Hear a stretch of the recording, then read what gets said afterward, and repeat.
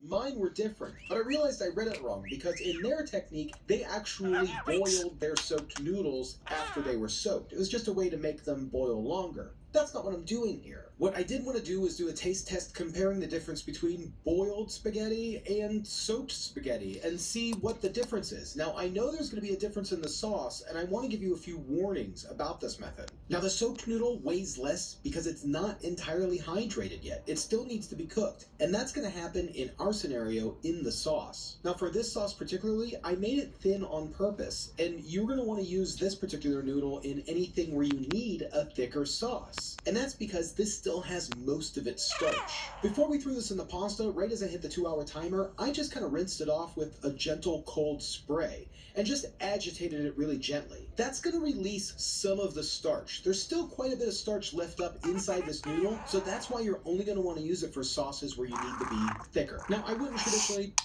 You didn't need starchy water. It went right in. No energy used to boil whatsoever, and you have a pretty perfect pasta. So now let's see what Monica has to say about the difference between the noodles. First up, boiled.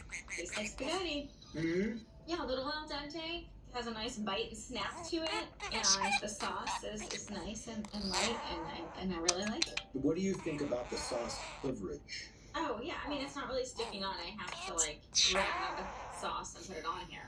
It doesn't stick on that well. So there it is. Basic pasta prepared in a very basic way. So now let's see what Monica has to say about the non-boiled pasta. It's 100% sauce stickage. Sauce coverage. Cheers that mess. Mm. Yeah. Okay. Yeah, I like this a lot. Yeah, I mean I think it's good. Like I like how it kind of sticks to put the noodles in a thing. So here it is.